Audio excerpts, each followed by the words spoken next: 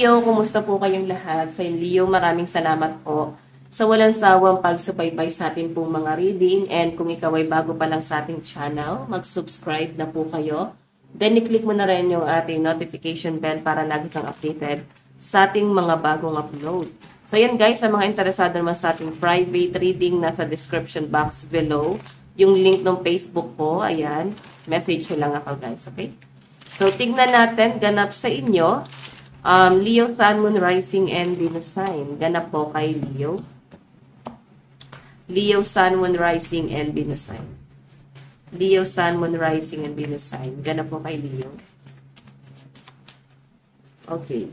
So, meron tayong mirror. Mirror each other, self-image, relationship, reflect our wounds, introspection. So, Leo, ang nakikita ko dito, conflict pagdating sa connection nyo ng person mo.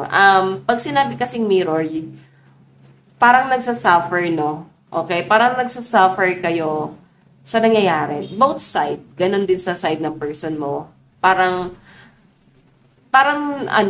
same kayo ng gusto mangyari. Like, kahit hindi nyo guys pag-usapan, alam nyo kung ano yung gusto nyo, ano yung ayaw nyo. And ganon din sa relationship. May nakikita kasi ako dito na parang tinatago, Leo, no? I think tinatago ka ng person mo. And ikaw, ganun din naman. Okay? Pero, hindi katulad niya na parang ikaw, nagiging open ka pa rin naman. Okay? So, eto guys, mirror each other, self-image. Or pwedeng siya yung nagiging open kahit pa paano. Pero ikaw, Leo, mapapansin mo parang mas gusto mo pa rin itago, no? I think ang nagiging problema mo dito is yung katayuan ng person mo. Yung sitwasyon na meron siya. Okay? Leo, may nakikita kasi ako dito posible na parang may kinakahiya dito.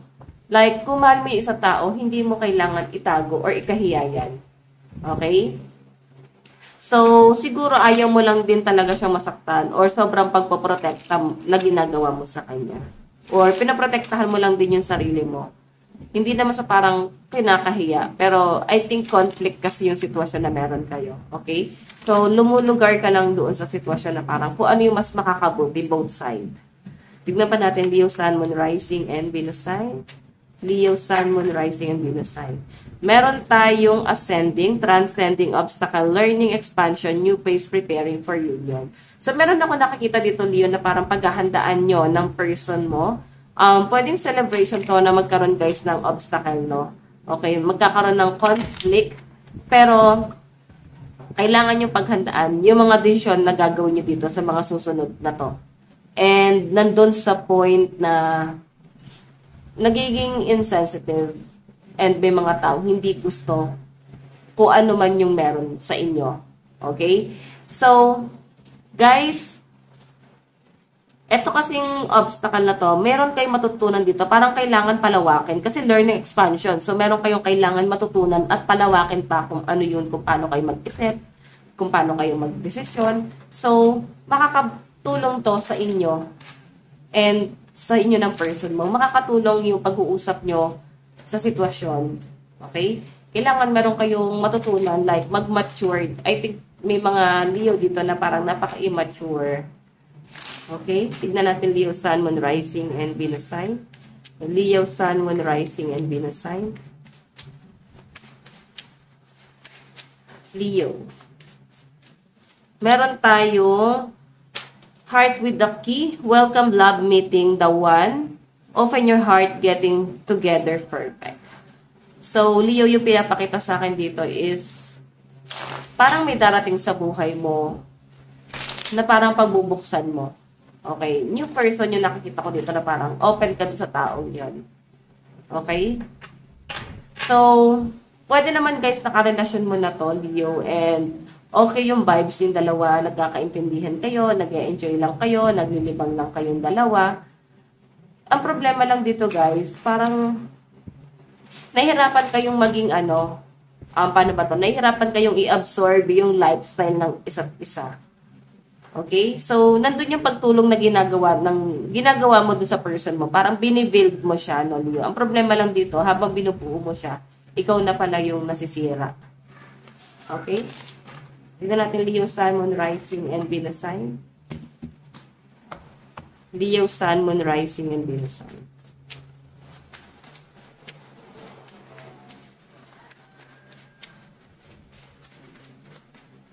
Meron tayong the golden mirror. Ito lang yung sinasabi ko, guys. Kanina ko pa ito nararamdaman talaga. Merong narcissistic dito, isa sa inyo ng person mo. Pag sinabing narcissistic, selfish. Mas masahol pa ang narcissistic sa selfish. Oo.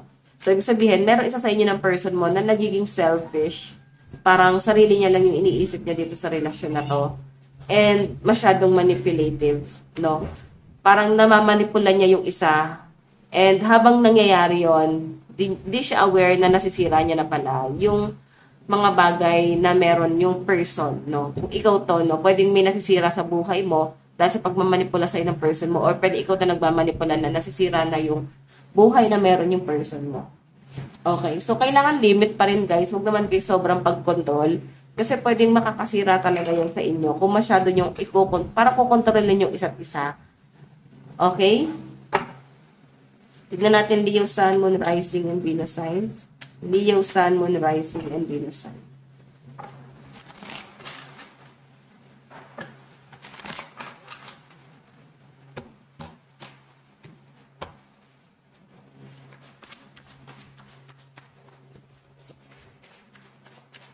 Okay, so guys, meron tayong 5 of Cups, disappointment, no? Okay, disappointment to. May regret yung mga Leo dito. I think itong relationship na to, hindi siya ganun mag-work, no? Pwedeng sa una. Sa una lang to parang nag-e-enjoy, masaya kayo. Pero guys, kalaunan kung makikita mo, mapoprostrate ka dito eh. Parang may something na hinahanap mo dito sa relasyon na to, pero parang hindi mo siya mahanap. And parang makukumpara mo yan sa past relationship mo. Tignan natin, Leo, Sun, Moon, Rising, and Venus sign. Meron tayong 2 of Cups.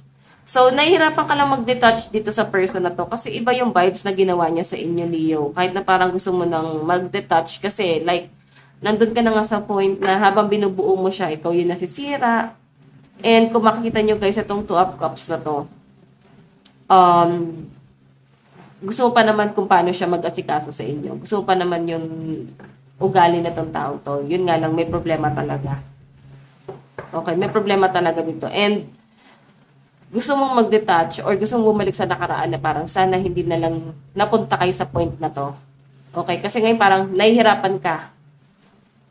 Leo, Sun, Moon, Rising, and Venus sign. Tignan natin ano pa yung next message para sa inyo.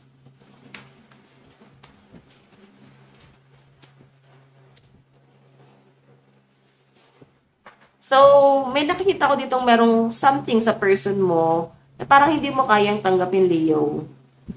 Okay, nahirapan kang tanggapin, nahirapan kang mag-adjust. Nandun na sa point na parang, yes, mahal mo siya. Pero, hindi lahat ng meron siya kaya mong tanggapin or mahalin sa kanya. And yung pinapakita sa akin dito, Leo, nahihirapan ka ngayon. Oo, nahihirapan ka. And parang tinitignan mo yung estado ng person mo ngayon, estado niya sa pamumuhay.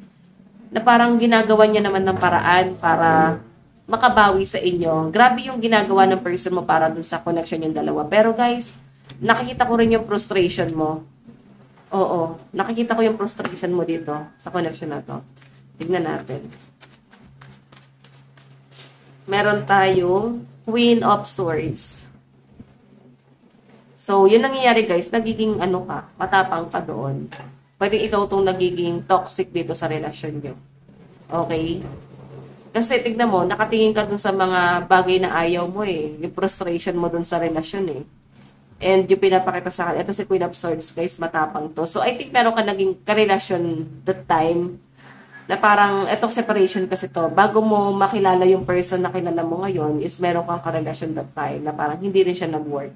Or pwedeng kakahiwalay mo lang doon, tapos nakilala mo tong yung person na to.